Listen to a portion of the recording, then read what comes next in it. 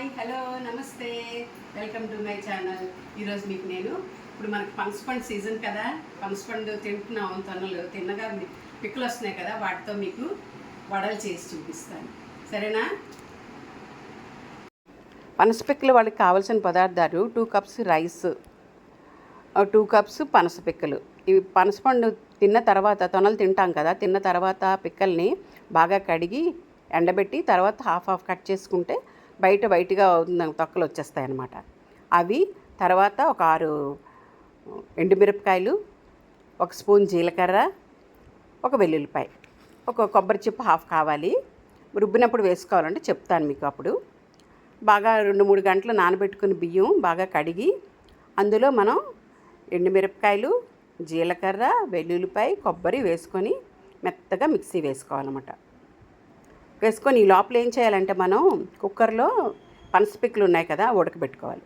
ఉడకబెట్టుకొని బాగా ఉడికిపోయిన తర్వాత పైన ఉంటుంది కదా తొక్క, అది తీసేస్తే ఇలా ఉంటుందన్నమాట. ఈజీగా వచ్చేస్తుంది. వచ్చిన వాటిని చాపర్లో పెట్టి మనం చాప్ చేసుకోవాలన్నమాట. సన్నగా కట్ అవుతాయి అంతే. అవి మిక్సీ వేయకూడదు, మెత్తగా ఉంటే బాగుంటుంది. ఇవి నోటికి తగులుతుంటే బాగుంటుంది.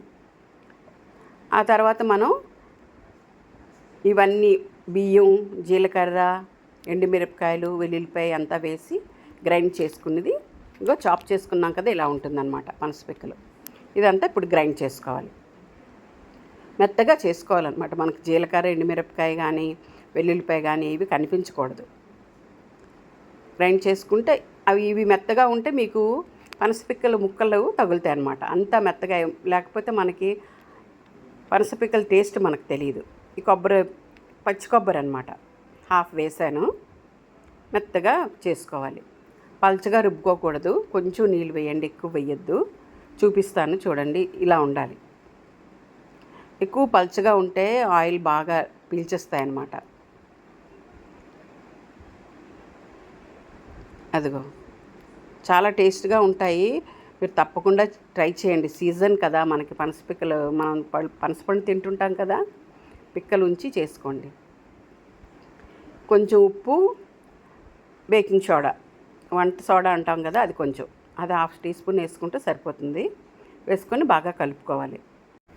ఆయిల్ పెట్టుకొని వడలు వేయించుకోవాలి. ఇవి సాంబార్ అన్నంలోకి కానీ పప్పు అన్నంలోకి కానీ టీతో స్నాక్స్గా తిన్నా బాగుంటుంది. ఇలా మనం కలిపి పెట్టుకున్న దాంట్లో మనం ఇలా చేసుకుంటూ నూనె కాగిన తర్వాత వేసుకోవాలి.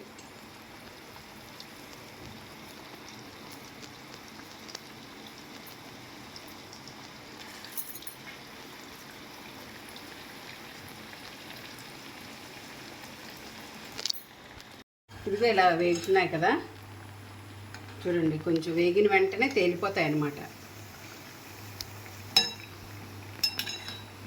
కొంచెం మంట సిమ్లో పెట్టుకొని వేయించుకోవాలి.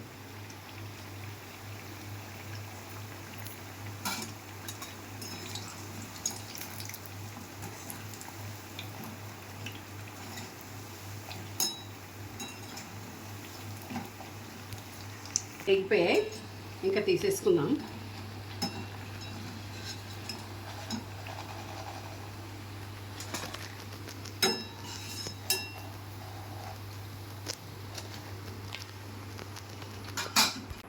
వంట రెడీ అయిపోయాయి. ఇది శనగపప్పు బీరకాయ కూర వండాను. దాంతోపాటు తిందాం. తిని మీకు చెప్తాను ఎలా ఉందని. వేడిగా ఉంది.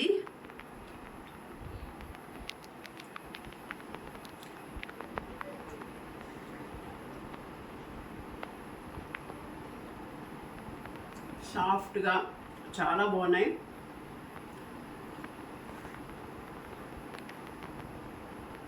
సూపర్. శనగపప్పు బీరకాయ కూడా చాలా బాగా వచ్చింది. ఎంత బాగుందో, ట్రై చేయండి. ఓకేనా? Thank you for watching. Please like, share and subscribe. Bye.